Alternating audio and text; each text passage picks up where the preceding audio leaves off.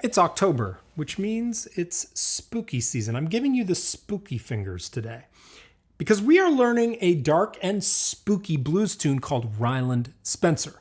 I am in double C. I like to teach this tune in double C, even though traditionally it's often played in double D. Fingering, of course, would be the same for both of these tunings and keys. And today we're going to take a very simple version of this tune that is played on a fretted fingerboard, and I'm going to show you my quick process of taking a fretted part and fretlessizing it on a fretless fingerboard, on this fretless banjo over here. If you don't have a fretless banjo and you're about to press pause, stop, because today you'll get to see what happens to fretted arrangements when we put them on a fretless fingerboard, which is really, really interesting. It may help you decide if you want to get in a fretless banjo in the future. And for those of you who do have a fretless, this is for you, my fretless homies.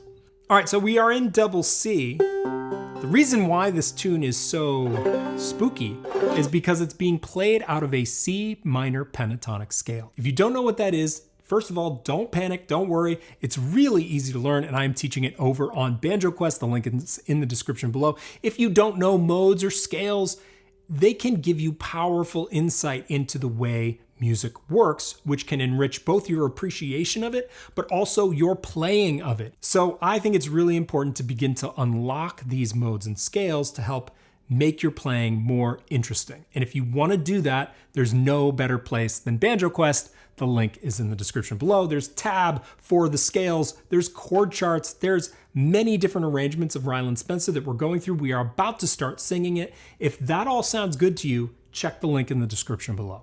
All right, so we have our basic version.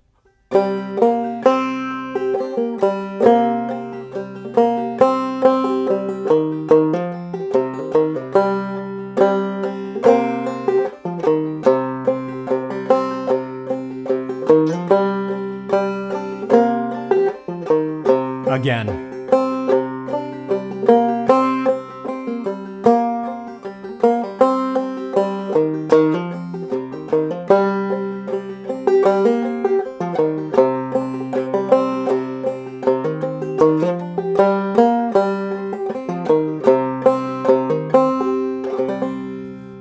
All right, before I pick up that fretless banjo over there, I just want to highlight some things that are going on so we can grab that fretless and just go with it. First of all, you'll notice, as we're discussing over on Patreon, that C minor pentatonic scale, it really kind of hovers around the 3rd fret in double C.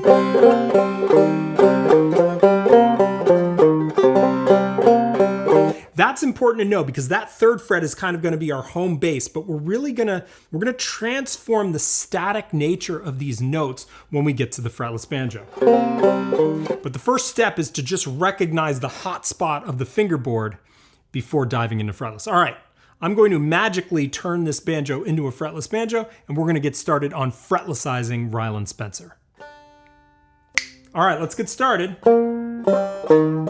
So we're going to find that on this fingerboard, we're going to find that 3rd fret region.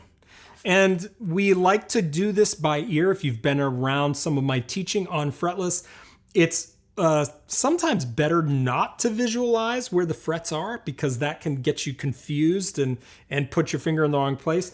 I like to just run a fretless pre-flight checklist. Get my position and listen.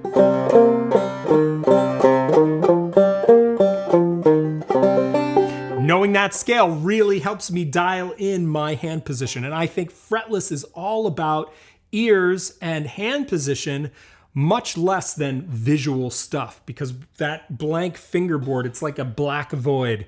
And it's very easy to get confused if you're trying to imagine frets on it. We just want to know where the frets are by hand position and by ear. And here's where things change a lot. Remember those third fret notes that we worked on with the fretted banjo? Well, we're gonna think less statically about our pitches when we're using a fretless banjo. Check this out. When I've got my third fret, third string, I'm gonna push up towards the bridge just a little bit with my index finger. It's not a slide, so don't think this is a... You want to get this idea of a slide out of your head, because we are just creating motion and very simple gestures with our fretting fingers. So I'm riding up on my fingernail, my index fingernail. My fingernail is touching the string. And I'm just sort of pushing towards that bridge, sharpening the note, shortening the string. And then suddenly we have this very dynamic, motionful way of playing these notes. Check out Ryland Spencer now, nice and slow.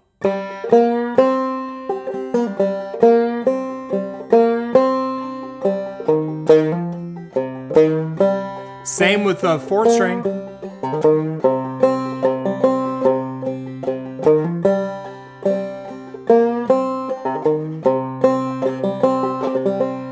Again, you don't want to think of this in terms of slides. You want to think of this in terms of pushes, or as I like to call them, scoops, like a vocalist will scoop up into their pitch to add that that really expressive motion to the note. That's exactly what we're doing here on these third fret notes. Now you'll notice there are some static notes. Like when I do that 3 to 5 hammer on the fourth string, I'm keeping that, I'm trying to make this fretless banjo actually sound like fretted. Because if all your notes have motion to them, it's going to feel like there is no center to the tune. So I like to scoop when I think it's right, and then make sure I'm not scooping every single note. That one. And then when I go back down, 5, 3, 1, or 5, 3, 0. That is, I'm keeping it, trying to get that intonation as precise as possible. Using ring, index on the fourth string, open. And it's this contrast between scooped and pushed notes and true pitches that makes, I think, a really rich fretless experience when you're listening to it. Let me play this up to speed for you so you get the full effect.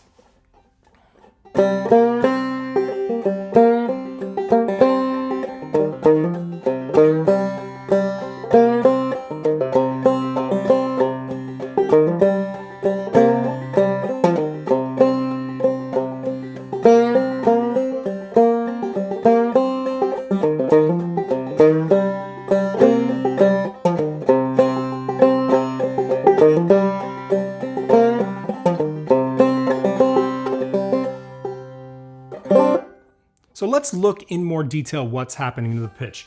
I'm obviously pushing the pitch up. I'm sharpening the note, but I'm also coming in a little underneath it. And I'm not thinking of the slide as the feature or the push as the feature. I'm thinking of it as a gesture to an open string. That open C on the second string is the note I'm trying to get to. The focus is not actually this scooped note. I think that's what a lot of folks focus on when they first get a fretless. They're focusing on those slides. They're letting those slides be the thing that they're trying to emphasize to the audience. And I tend to think that the slides are not the focus. They're just the gestures to the notes that I want to be the focus. So for example, in this third string, my focus is my landing note on the open second string, which is a C. It's the root note of the C minor pentatonic scale. So I want that slide or push or scoop, however you want to think about it, I want that to just gesture to the open string, but the open string is the focus of the phrase.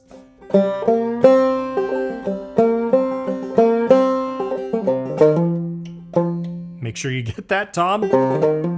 That 5th fret.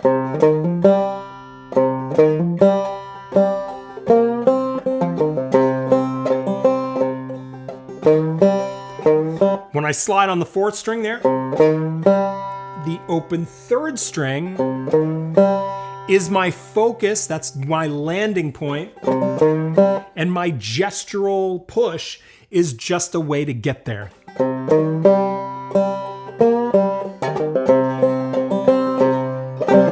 So hopefully this gives you some insight into the difference between fretted and fretless arrangements in general. I would just sort of, in conclusion, say that the fretless notes tend to have more motion to them and more movement in general. But you don't want every note that you play on a fretless to be this wishy-washy thing, because you'll get this sort of seasick feeling and your music won't have a center or anchor point, which is why sliding or pushing towards open strings, especially root notes,